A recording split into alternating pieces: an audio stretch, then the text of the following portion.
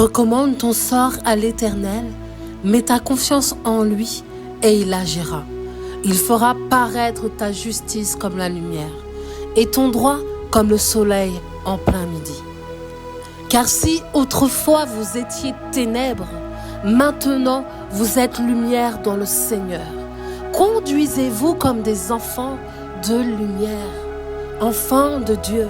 Il est temps que ta lumière brille plus que toute autre chose dans cette société, dans ton voisinage, dans ta famille, dans ton mariage, dans ta famille, pour tes enfants, pour tes voisins, pour tes neveux, tes nièces, pour tes cousins, tes cousines, tes tantes, pour ta grand-mère. Il est temps que la lumière qui a été mise à l'intérieur de toi commence à rayonner. Car il n'y a personne qui allume une lampe pour la couvrir d'un vase ou la mettre sous un lit. Mais il la met sur un support, afin que ceux qui entrent voient la lumière. Car celui qui agit conformément à la vérité vient à la lumière, afin qu'il soit évident que ce qu'il a fait, il l'a fait pour Dieu. Quand tu regardes ce que l'apôtre Paul s'est inspiré en Éphésiens 6,13, tu comprends très bien qu'il a pris l'armure du soldat romain pour désigner spirituellement les armes avec lesquelles toi, en tant qu'enfant de Dieu, tu dois combattre. Je te décris l'armure du chrétien dans la partie 1, l'armure du chrétien. Et aujourd'hui, j'aimerais te parler de cette ceinture. Le soldat romain, quand il devait mettre son armure, il portait une ceinture, une cuirasse, des chaussures à clous de fer, un casque pour protéger sa tête et un grand bouclier sur son bras gauche qu'il tenait devant lui. Et son arme, c'était quoi? C'était l'épée. C'était avec l'épée et pas avec une lance, comme on peut voir dans certaines photos, pour certaines autres nations, que les Romains ont conquis le monde. Et tout cet ensemble, toute cette armurerie représente les parties de l'armure spirituelle du chrétien. On va examiner la nature de ces armes.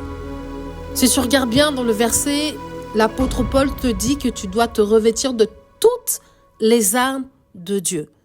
Toutes. Ça veut dire qu'il faut qu'il n'en manque aucune.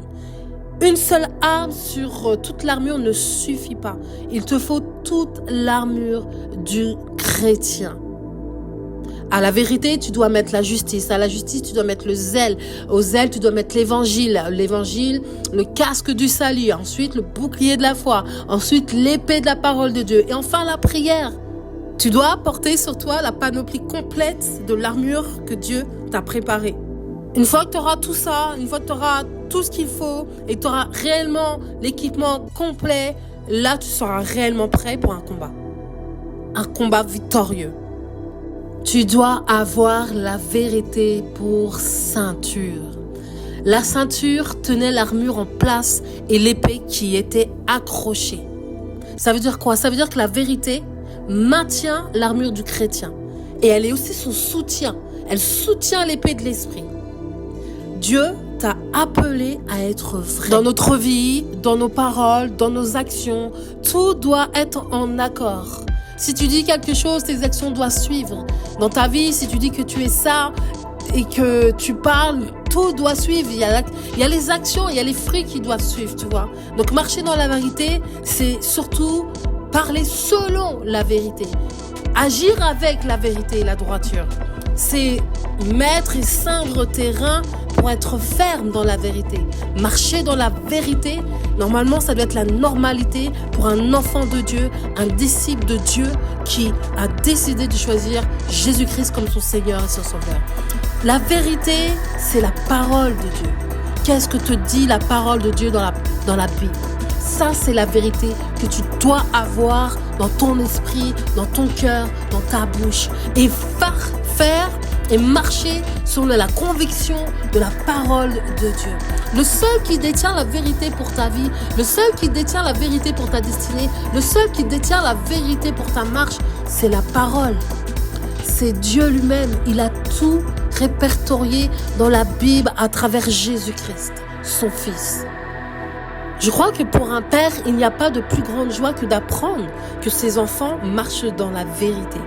Tu sais, un père, une mère, ils sont contents de voir ses enfants marcher droitement, marcher d'une manière intègre, marcher avec des valeurs, marcher avec de la fermeté dans certains domaines de leur vie. Et c'est par la vérité que ta foi, la droiture de ton cœur, la sincérité de tes sentiments, ça te permet de confondre celui qui est rusé, celui qui est menteur et calomniateur, le père du mensonge, le diable. La vérité, c'est le premier élément de ta résistance face à Satan. Jésus est la vérité. Si nous demeurons en lui, nous demeurons dans la vérité. Nous connaissons la vérité. Et la vérité nous affranchit. Ça veut dire quoi? Elle nous rend libres. Elle nous fait marcher avec assurance. Oh oui, elle te fait marcher avec assurance. Satan peut t'envoyer des gens qui vont venir avec des mensonges, des gens qui vont venir pour te déstabiliser, des gens qui vont venir pour t'accuser, des gens qui vont venir pour t'humilier, des gens qui vont venir pour te ridiculiser, des gens qui vont venir pour tester. Mais la vérité va te garder ferme, va t'affranchir du mensonge de Satan. Elle va te donner une assurance dans ta marche, une assurance face à ses ruses que personne ne pourra ébranler. En Jean 14, 6, Jésus te dit et déclare « Je suis la vérité ». Il est donc celui qui représente la vérité. Ce Christ crucifié, ce Christ ressuscité, ce Christ qui revient bientôt avec le royaume de Dieu sur la terre est la vérité. Et ce n'est absolument pas ta situation actuelle, ce n'est absolument pas tes dettes, ce n'est absolument pas le manque d'argent ou le manque de nourriture ou le manque de vêtements, ce n'est absolument pas ces symptômes de maladie, ce n'est absolument pas les attaques spirituelles auxquelles tu fais face. Non, la vérité, c'est Jésus-Christ à la croix. C'est le sang de Jésus-Christ qui a été crucifié sur la croix et dont le sang a coulé pour te justifier et te rendre à toi cette autorité sur terre. C'est le fondement de ta foi. C'est une vérité essentielle pour ta vie que tu dois connaître. Tu as été justifié par le sacrifice de Jésus-Christ. Et cette ceinture de vérité maintient en place la cuirasse de la justice. Sans cette ceinture, le reste perd toute son inefficacité. Sans cette ceinture, le soldat peut être en danger car les parties qui sont censées être protégées par cette ceinture peuvent être à découvert. Dans une société qui te voile et qui te couvre sur la vérité, qui te sert une demi-vérité, il est important que tu revêtes cette vérité du nom de Jésus-Christ. En tant qu'enfant de Dieu, tu dois pouvoir vivre pleinement ta véritable identité. Jésus était la vérité car il annonçait et il vivait pleinement son identité qui était une identité reliée à la véritable source de vie. Sa liberté lui permettait complètement à 100% de dire la vérité aux religieux, de manifester l'amour de Dieu à ceux qui étaient impurs, de pardonner aux pécheurs et d'enseigner ce qu'ils vivaient. Je suis la porte, je suis la vie. Et il annonçait constamment son identité, sa fonction en tant que fils de Dieu sur la terre. Alors je t'encourage au quotidien à proclamer la vérité de la parole de Dieu, à proclamer la vérité des promesses de Dieu sur ta vie. Oui, ce monde va te mentir, oui, ce monde va te tromper, oui, ce monde va t'emmener dans une vérité fictive, un bien-être fictif. Mais sache que Dieu va t'arracher ce voile pour te montrer le monde tel qu'il est, pour que toi tu puisses vivre dans la vérité et que tu puisses voir la réalité du royaume de Dieu qui veut venir dans ta vie et s'établir pour te donner toutes les clés du royaume. Regarde ce qui s'est passé lorsque Jésus est venu et qui s'est annoncé comme le Fils de Dieu. Les religieux s'opposaient. Ils s'opposaient à la vérité. Ils s'opposaient à croire une vérité qui était devant leurs yeux. Pourquoi? Parce qu'ils ne s'y tenaient pas eux-mêmes. Eux-mêmes, ils ne se tenaient pas dans la vérité. Quand Jésus est arrivé, il a confronté la vérité du royaume de Dieu à la vérité du royaume de cette terre qui était la loi. Je t'encourage donc à tenir ferme et à avoir à terrain la vérité pour ceinture.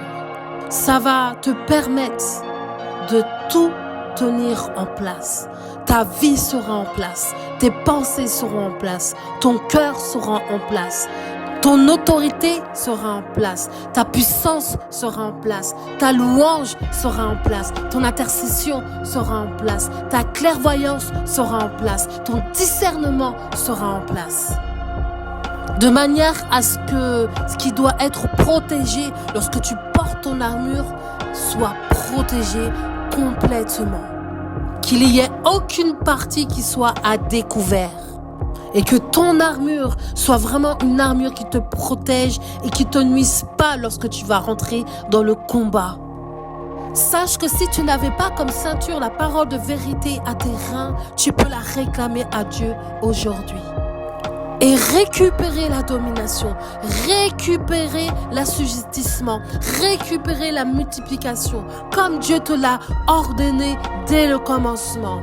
Il est temps que tu ailles récupérer tes armes, que l'ennemi a gardé en captivité.